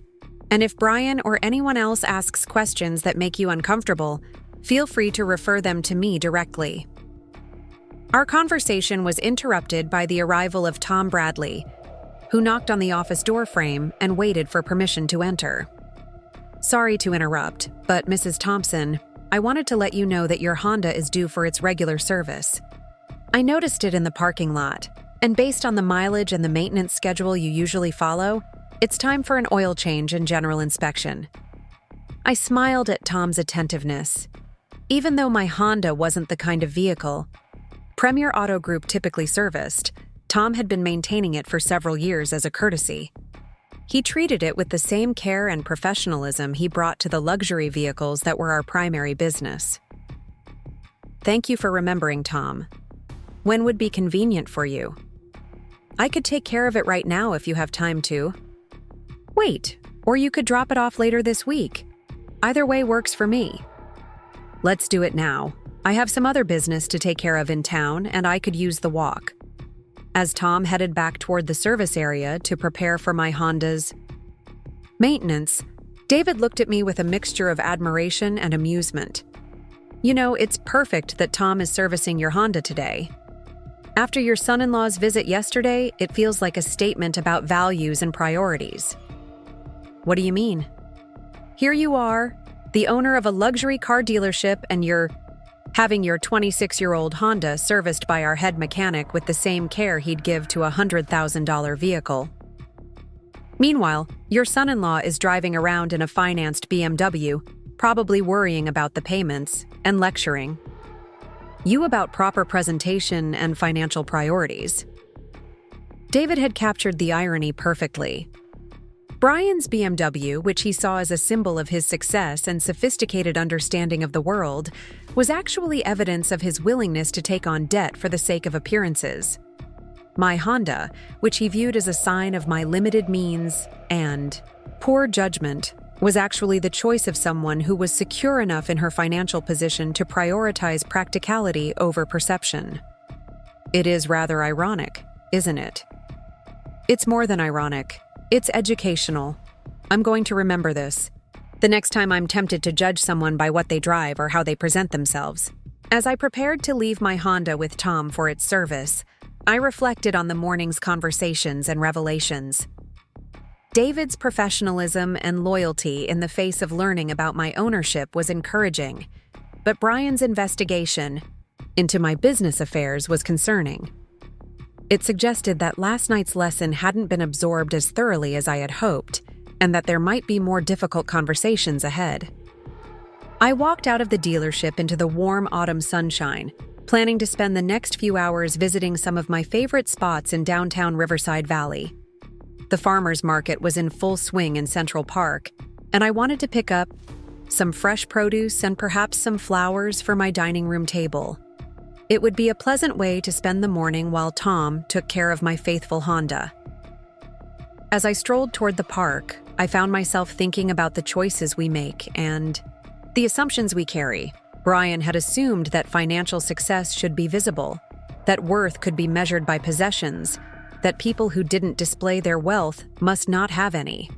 His assumptions had led him to treat me with condescension and mockery, revealing more about his character than he probably intended. But Brian wasn't unique in holding these assumptions. American culture, particularly in affluent communities like Riverside Valley, often equated visible consumption with success and worth. People drove luxury cars they couldn't afford, lived in houses that stretched their budgets, and accumulated possessions they didn't need, all in service of creating an image that might or might not reflect their actual financial situation. I had chosen a different path, one that prioritized substance over style, security over status. My Honda might not impress anyone at a traffic light, but it had served me faithfully for decades without requiring loan payments or creating financial stress. My modest house might not photograph well for social media, but it was comfortable, paid for, and perfectly suited to my needs. My simple wardrobe might not turn heads at charity galas, but it was well made, appropriate, and reflected my personal taste rather than fashion trends. Most importantly, my approach to money and success had given me something that no luxury car or designer outfit could provide: the freedom to make choices based on my values rather than other people's expectations. I could support causes I believed in, help family members who needed assistance, and pursue interests that brought me satisfaction, all without worrying about maintaining an expensive lifestyle or impressing people whose opinions didn't matter to me. The farmers market was bustling with activity, vendors displaying their autumn harvest while customers moved from stall to stall, sampling produce and chatting with neighbors. I recognized several faces from around town: the librarian from the Riverside Public Library, my former colleague from the high school, the owner of the flower shop on Main Street. This was the community I had chosen to make my home. People who knew me as Margaret Thompson, retired teacher and longtime resident, not as the owner of Premier Auto Group or the recipient of a substantial insurance settlement. At the vegetable stand run by the Morrison family, I selected some late-season tomatoes and fresh herbs while chatting with Mrs. Morrison about her grandchildren's progress in school. At the flower stand, I chose a bouquet of chrysanthemums and asters that would brighten my kitchen table. These simple interactions, free from pretense or performance, reminded me why I valued authenticity over appearance. As I was paying for the flowers, I noticed a familiar figure approaching from across the park. Jennifer was walking toward me with purposeful strides, her expression serious and determined. She was dressed casually in jeans and a sweater, but even her casual clothes were carefully chosen and perfectly coordinated, a habit she had developed during her marriage to Brian. "Mom, I'm glad I found you. I drove by the dealership and David told me you were probably here at the farmer's market." "Is everything all right?" I asked, noting the tension in her voice. "We need to talk. About last night, about Brian, about things I didn't say that I should have said." I handed my purchases to the flower vendor along with payment, then turned my full attention to my daughter. "All right. Would you like to walk? Or shall we find somewhere to sit?" "Let's walk. I think better when I'm moving." We strolled along the paths that wound through Central Park, passing families with young children, couples walking dogs, and elderly residents feeding ducks at the small pond. The peaceful setting was a stark contrast to the intensity of our conversation the night before, and I hoped it might facilitate a more thoughtful discussion. "I didn't sleep at all last night," Jennifer began. "I kept thinking about everything that happened at dinner, everything Brian said to you, everything I didn't say to stop him. You were in a difficult position, Jennifer. It's not easy to criticize your spouse in public, especially when family dynamics are involved. That's just it, though. It shouldn't have been difficult. When Brian was being cruel to you, when he was mocking your car and lecturing you about financial planning like you were some kind of charity case, I should have shut him down immediately. The fact that he's my husband doesn't excuse his behavior, and it doesn't excuse my failure to defend you." I was encouraged by Jennifer's recognition of the problem, but I was also curious about what had prompted this level of self-reflection. "What made you think about it differently this morning?" Jennifer was quiet for a moment, organizing her thoughts. "I woke up early and couldn't get back to sleep, so I started thinking about my childhood, about the sacrifices you made to raise me as a single mother after Dad died. I remembered how you worked extra hours tutoring students to help pay for my soccer camp, how you drove that same Honda to every game and every practice without ever complaining about the early mornings or the long drives." She paused, her voice catching slightly. "I remembered how proud I was of you when I was growing up, how my friends always said they wished their parents were as patient and supportive as you were. And I realized that somewhere along the way, I stopped seeing you that way. I started seeing you through Brian's eyes instead of my own. This was exactly the kind of insight I had hoped our dinner conversation might eventually produce, though I hadn't expected it to happen so quickly." "What do you mean by seeing me through Brian's eyes?" "I mean I started measuring your worth by his standards instead of recognizing your actual value. Brian values visible success, expensive possessions, status symbols that impress other people. Over the past few years, I started unconsciously adopting those same values, and I began to see your modest lifestyle as somehow inadequate instead of appreciating it as a choice." We had reached the pond, where several families were enjoying the warm weather. Children were throwing breadcrumbs to eager ducks, while their parents chatted on nearby benches. The scene was idyllic, a reminder of simple pleasures that didn't require expensive equipment or exclusive memberships. "I want you to know that I'm not making excuses for Brian's behavior," Jennifer continued. "What he did last night was inexcusable, regardless of what he thought he knew about your financial situation. But I also want you to know that I've been complicit in creating an environment where that kind of thinking seemed acceptable." "How so?" "By not challenging his comments about people who drive older cars or live in modest homes. By nodding along when he talked about the importance of presenting yourself properly. By letting him believe that financial success was the most important measure of a person's worth. I may not have said those things directly, but my silence gave him permission to believe them." This level of self-awareness was encouraging, and I felt a surge of hope that our family relationships might actually improve as a result of the previous evening's difficult conversation. "I appreciate your honesty, Jennifer. It takes courage to examine your own behavior and acknowledge where you might have gone wrong. The thing is, Mom, I don't think I even realized how much my perspective had changed until I heard Brian talking to you last night. When he was lecturing you about financial planning and proper presentation, I suddenly heard how condescending and cruel it sounded. And I realized I'd been listening to that same attitude for years without calling it out. We found an empty bench overlooking the pond and sat down to continue our conversation. A gentle breeze rustled the leaves above us, sending a few golden maple leaves floating down to land on the water. "Can I ask you something about the dealership?" Jennifer said. "About why you never told me you owned it." "Of course. Was it because you didn't trust me?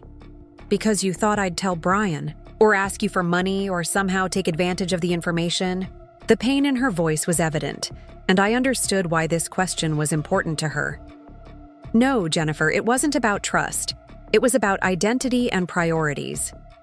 I didn't want my relationship with you to be influenced by your knowledge of my financial situation.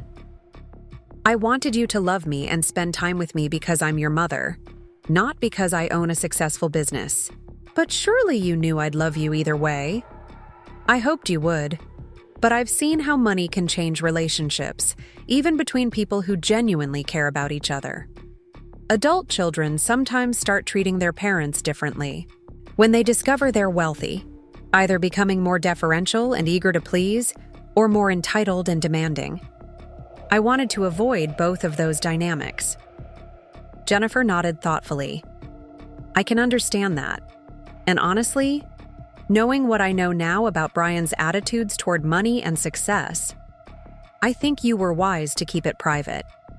If he'd known from the beginning that you owned Premier Auto Group, his behavior toward you would have been completely different." "Different how?"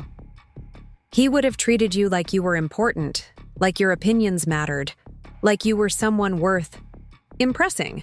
But it would have been fake respect based on your financial status, not genuine respect based on who you are as a person." This was exactly the dynamic I had wanted to avoid, and I was pleased that Jennifer understood why privacy had been important to me. The irony is that Brian's true character was revealed precisely because he didn't know about my financial situation. When he thought I was just a retired teacher with limited means, he felt free to treat me with condescension and mockery. That told me everything I needed to know about his values and his character. "It told me a lot about my own character, too," Jennifer admitted. "I may not have been as openly cruel as Brian was, but I was certainly embarrassed by your car and worried about what people would think.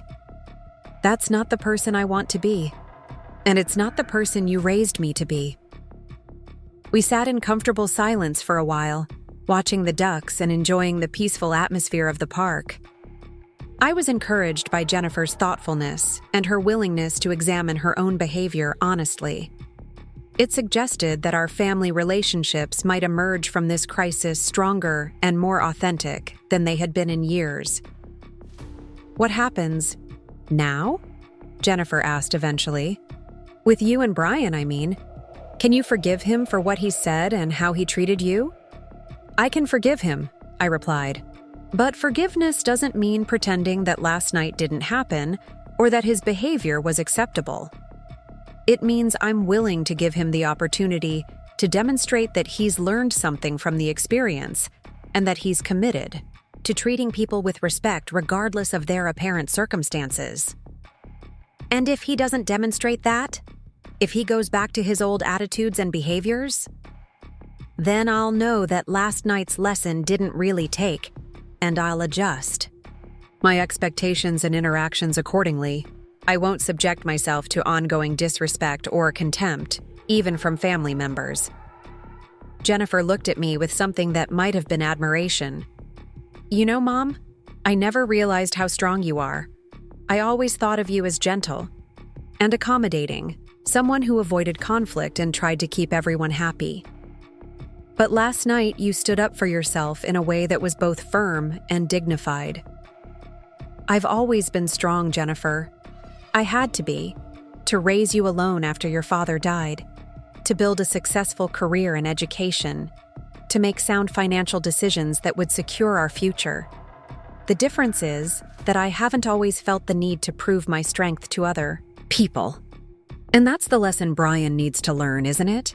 That real strength and real success don't require constant validation from others. Exactly. The most successful people I know are often the ones who feel the least need to prove their success to anyone else. As we prepared to leave the park, Jennifer asked one more question that had clearly been weighing on her mind. Do you think Brian and I can make our marriage work, given what's been revealed about his character and values? It was a difficult question, and one that I wasn't sure I was qualified to answer. But Jennifer was my daughter, and she deserved my honest thoughts. That depends on whether Brian is willing to do the hard work of examining his own attitudes and changing his behavior. It also depends on whether you're willing to set clear boundaries about what kind of treatment you'll accept, both for yourself and for people you care about. I think I'm ready to do that. Last night was a wake-up call for me too. I realized I've been compromising my own values to avoid conflict, and that's not sustainable in the long term. As we walked back toward the dealership where both our cars were waiting, I felt cautiously optimistic about our family's future. The previous evening's revelations had been painful but necessary, forcing all of us to confront uncomfortable truths about judgment, respect, and the way we treat other people. The real test would come in the days and weeks ahead, as we all had the opportunity to demonstrate whether we had truly learned from the experience or whether we would gradually drift back into old patterns of behavior. But for the first time in years, I felt like Jennifer and I were having honest conversations about important topics, and that was a foundation we could build on. The question remained: what would Brian do with the lessons he had been taught? And would he prove capable of the kind of genuine change that could heal our family relationships? Only time would tell. 3 days after my conversation with Jennifer at the farmer's market, Brian called me directly. The phone rang just as I was finishing my morning coffee and reviewing the latest financial reports from Robert Harrison. His voice was strained, carrying an undertone of desperation that immediately put me on alert. "Margaret, I need to talk to you. Could we meet somewhere private? There are things I need to say, things I need to explain." I set down my coffee cup and considered his request carefully. After David's report about Brian's visit to the dealership and his persistent questioning, I had been expecting this call. The question was whether Brian wanted to make genuine amends or whether he had some other agenda in mind. "What kind of things, Brian?" "About the other night. About my behavior, about the things I said. I've been doing a lot of thinking, and I realize I owe you more than just an apology. I owe you an explanation." There was something in his tone that suggested this conversation might be different from our previous interactions. Whether that difference would be positive or negative remained to be seen. "All right. Where would you like to meet?" "Could you come to my office? I know that might seem strange, but I want to show you something, and it would be easier to do it here." This was an interesting development. Brian had never invited me to his workplace before, and I was curious about what he felt compelled to show me. It could be a trap of some kind, an attempt to gain some advantage or control over the conversation. But it could also be a genuine gesture of openness, an attempt to be more honest about his own circumstances. "When were you thinking?" "This afternoon, if possible. Around 2 o'clock. I can arrange for us to have complete privacy." I agreed to meet him at Sterling Marketing Solutions, the firm where he worked as a senior account executive. The building was located in Riverside Valley's business district, a modern glass structure that housed several professional service firms. I had driven past it countless times but never had reason to visit. The afternoon was crisp and clear, with the kind of autumn sunshine that made even mundane errands feel pleasant. I drove my Honda across town, noting the contrast between my practical vehicle and the luxury cars that filled the parking garage beneath Brian's building. A year ago, that contrast might have made me feel self-conscious. Now it simply reinforced my confidence in my own choices and priorities. The reception area of Sterling Marketing Solutions was sleek and contemporary, with modern furniture and carefully curated artwork that projected an image of success and sophistication. The receptionist, a young woman with an impressively professional demeanor, directed me to the elevator and provided instructions for finding Brian's office on the 7th floor. Brian was waiting for me when the elevator doors opened, dressed in an expensive suit that I recognized as the kind of outfit he wore when he wanted to make a particular impression. His expression was serious and somewhat nervous, lacking the confident arrogance that had characterized our dinner conversation just a few days earlier. "Margaret, thank you for coming. I know this is unusual, but I wanted you to see something that might help explain my behavior the other night." He led me down a hallway lined with offices, each occupied by professionals who appeared to be engaged in important phone calls or intense computer work.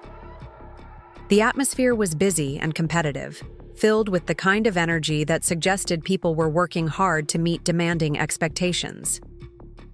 Brian's office was impressive, with a large window overlooking the valley and furnishings that clearly represented a significant investment.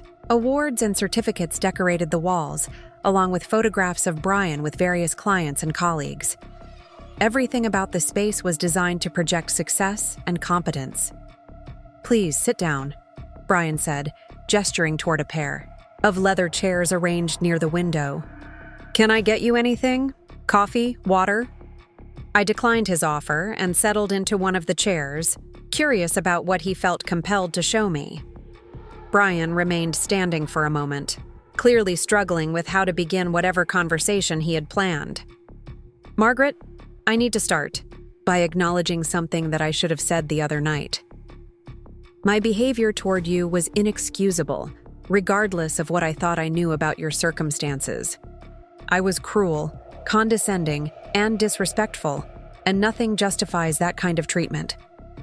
This was a more complete apology than I had expected, and I was encouraged by his willingness to take full responsibility for his actions. "I appreciate you saying that, Brian. But I also want you to understand why I acted the way I did, not to excuse it, but to help you understand the pressure I've been under and the way it's affected my judgment." He moved to his desk and picked up a folder, then returned to sit in the chair across from me. "This is what I wanted to show you," he said, opening the folder to reveal a collection of financial documents, bank statements, and what appeared to be loan paperwork.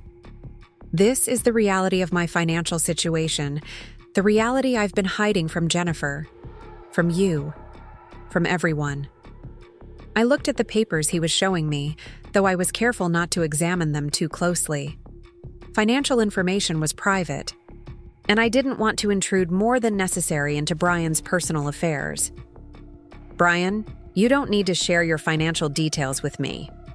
"But I do," he insisted, "because my financial situation is what drove my behavior toward you, and you deserve to understand the full context." He picked up one of the bank statements and pointed to the balance. "This is my checking account. As you can see, despite my good salary in this impressive office, I'm living paycheck to paycheck. My savings account has less than $3,000 in it." I was surprised by this revelation, though I tried not to let it show on my face. Brian's lifestyle had always suggested financial comfort, if not outright prosperity. "The BMW you heard me bragging about?" Brian continued, picking up another document. "I financed the entire purchase. My monthly payment is $847, and I'll be making that payment for the next 5.5 years. That's over $10,000 a year, just for my car payment." The irony was striking. Brian had lectured me about proper financial planning and appropriate presentation while carrying debt that consumed a significant portion of his income. "This office, which probably looks very impressive to you, costs the company $1,200 a month to lease. I don't pay for it directly, but it's factored into my performance expectations. I have to generate enough billable hours and client revenue to justify not just my salary, but the overhead costs associated with maintaining this space." Brian was painting a picture of financial stress that was completely at odds with the image of success he had projected during our dinner conversation. My wardrobe, which I need to maintain for client meetings, costs me several $1,000s a year. Business lunches, professional memberships, networking events. All of these things are necessary for my career, but they add up to expenses that make it difficult to save money or build real financial security. I was beginning to understand the source of his frustration and perhaps some of his misdirected criticism of my lifestyle choices. Jennifer doesn't know about most of this, Brian continued, his voice dropping to barely above a whisper. She knows we carry some debt, but she doesn't know how precarious our situation really is. If I lost my job tomorrow, we'd be in serious financial trouble within a few months. Why are you telling me this, Brian? He was quiet for a long moment, staring out the window at the valley below. When he finally spoke, his voice was heavy with emotion. Because when I saw your Honda in that parking lot the other night, when I looked at your simple clothes and your modest lifestyle, I saw everything I secretly worry that I am. I saw someone who couldn't afford the things that I think are necessary to be taken seriously in the world. This was a more honest explanation than I had expected, and it helped me understand the psychological dynamics that had driven his cruel behavior. I was projecting my own fears and insecurities onto you, Brian continued. I was so afraid of being seen as unsuccessful, so worried about maintaining my professional image, that I lashed out at you for not caring about the same things I obsess over every day. And then you discovered that your assumptions about my financial situation were completely wrong. That's when I realized how deeply I had misjudged not just your circumstances, but your character and your values. You had chosen to live modestly not because you couldn't afford luxury, but because you valued different things than I do. Brian reached for another document from his folder. This is why I asked you to come here today. This is my resignation letter. I looked at the paper he was showing me, surprised by this unexpected development. You're quitting your job?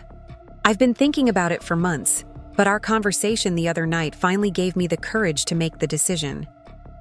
This job, this lifestyle, this constant pressure to maintain an image of success, it's made me into someone I don't like. Someone who would mock a woman for driving a reliable car instead of taking on debt for something flashier. Brian, you don't need to make dramatic career changes because of one difficult conversation. But I do, Margaret, because that conversation revealed something fundamental about who I've become and who I want to be instead. He stood up and walked to the window, looking out at the city below. I've been so focused on appearing successful that I've forgotten what real success actually looks like.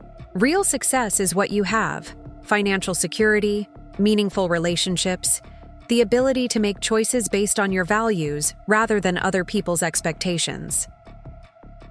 I was encouraged by his insight, but I was also concerned about the implications of such a drastic decision. Have you discussed this with Jennifer? Not yet.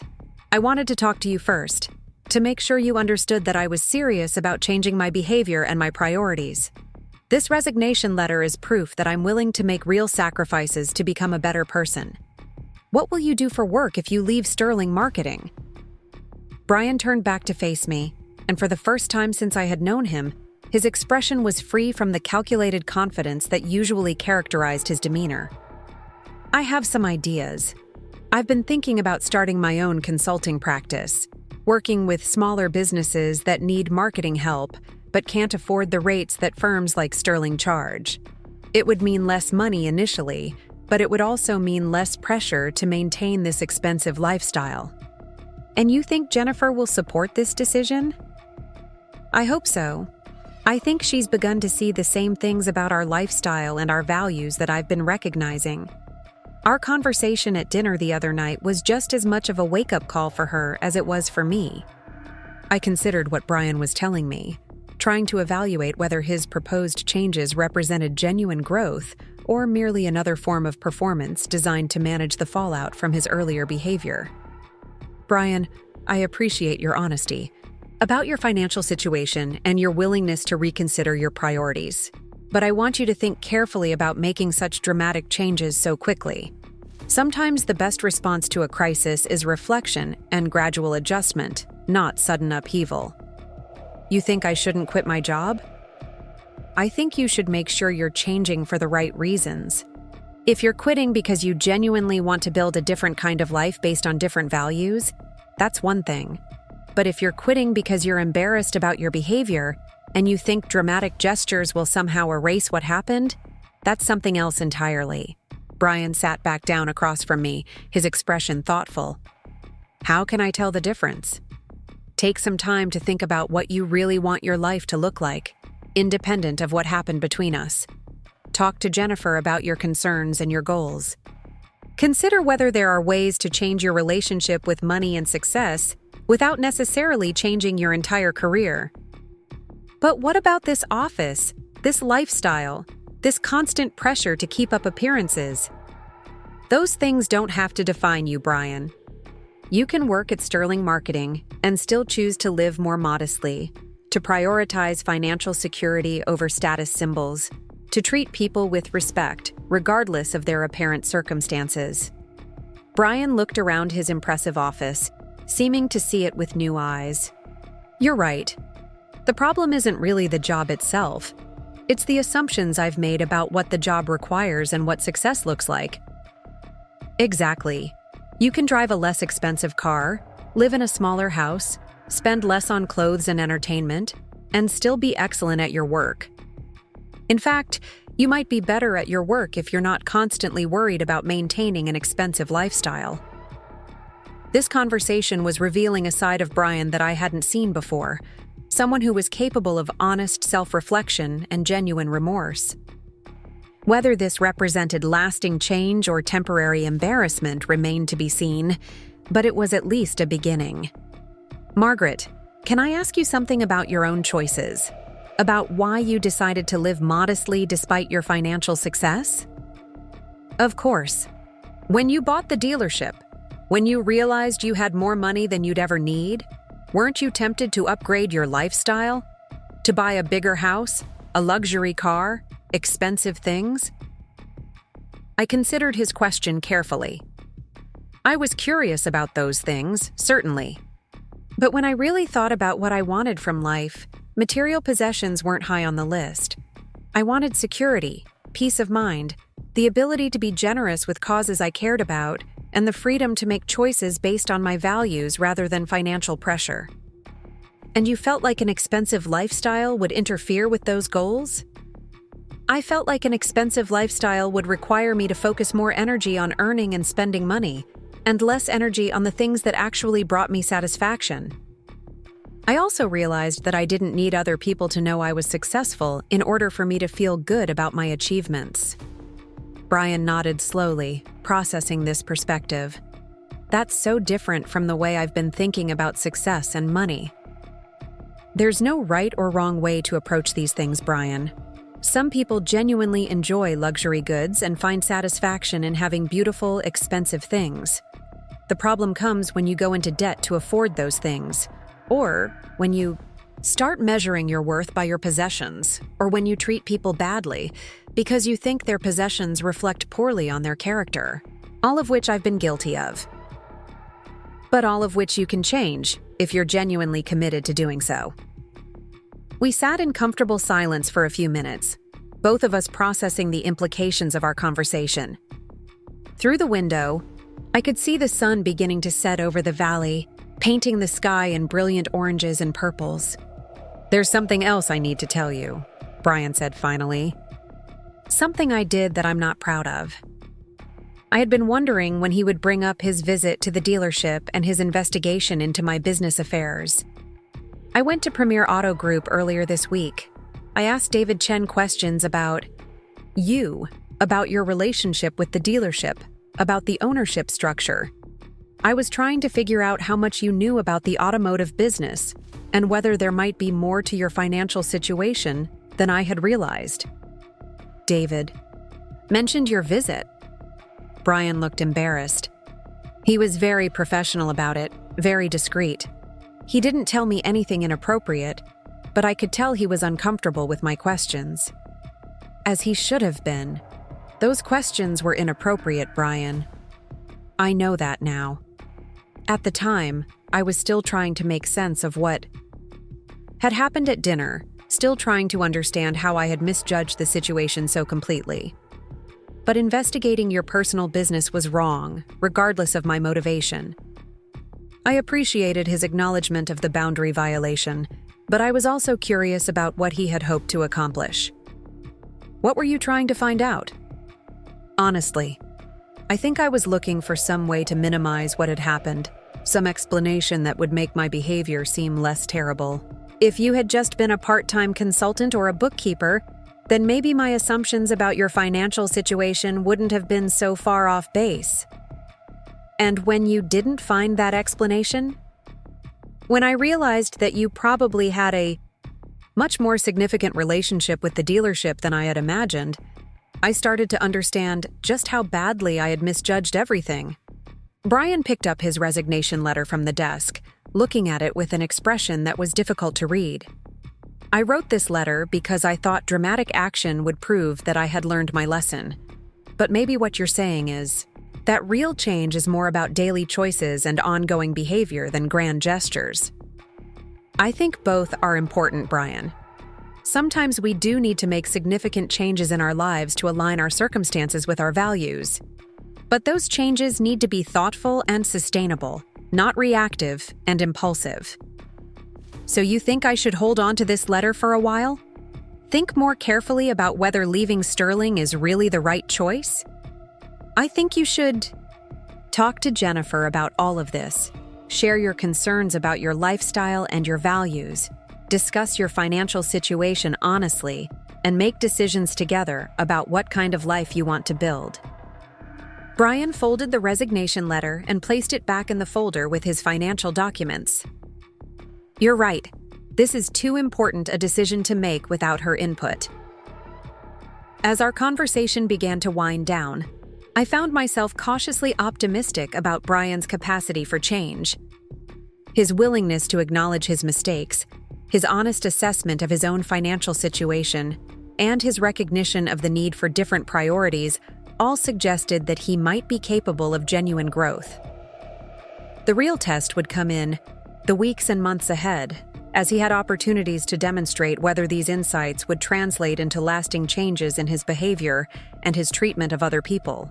Brian, I want you to know that I appreciate your honesty today. This conversation has helped me understand your perspective, and it gives me hope that we can rebuild our relationship on a foundation of mutual respect. I hope so too, Margaret. I want to be someone you can be proud to have as a son-in-law, someone who deserves Jennifer's love and your acceptance. As I prepared to leave his office, Brian asked one final question that seemed to encapsulate everything we had discussed. How do I learn to measure success the way you do? How do I stop caring so much about what other people think and start focusing on what actually matters? It was a profound question, and one that didn't have a simple answer. Start by asking yourself what kind of person you want to be, independent of what you own or where you work or how much money you make. Think about the relationships that are most important to you, the values that guide your decisions, the legacy you want to leave behind. Then make choices that align with those priorities, even when it's difficult or uncomfortable. And if I make mistakes along the way, you'll make mistakes, Brian. We all do. The key is learning from them and continuing to work toward becoming the person you want to be. As I rode the elevator down to the parking garage, I reflected on the unexpected turn our relationship had taken. A week ago, Brian had been the arrogant son-in-law who mocked my car and lectured me about financial planning. Today, he had shown me a side of himself that was vulnerable, honest, and genuinely committed to change. Whether this transformation would prove to be lasting remained to be seen. But for the first time since Jennifer had married Brian, I felt like we might be able to build a relationship based on authenticity rather than performance, substance rather than style. The drive home in my faithful Honda felt particularly satisfying that evening. A reminder that the best choices aren't always the most obvious ones, and that real success often looks quite different from what we might expect. 6 weeks after. Brian's office confession. Everything changed during a single phone call from David Chen. Premier Auto Group had been selected for the Riverside Valley Excellence in Business Award, and they wanted me to accept it publicly as the owner. Standing at the podium that evening, looking out at a ballroom filled with community leaders, I felt the weight of stepping out of 12 years of anonymity. This award belongs to every employee who treats customers with dignity, regardless of what they can afford, I said, watching my staff beam with pride from their tables. Brian and Jennifer sat in the front row, both transformed from the people who had mocked my Honda months earlier. Brian had traded his financed BMW for a modest sedan, moved to a smaller house, and discovered that financial security felt better than financial display. Jennifer had learned to see strength in simplicity rather than weakness in modesty. After the ceremony, Brian approached me with tears in his eyes. "Margaret, watching you tonight made me realize something profound. You've achieved everything I thought I wanted, but you did it without sacrificing your soul or your values." The valet brought my Honda around, the same reliable car that had started this entire journey. Brian looked at it with genuine respect now. "I used to think that car was embarrassing. Now I understand it's perfect because it reflects who you are, not who you're trying to impress."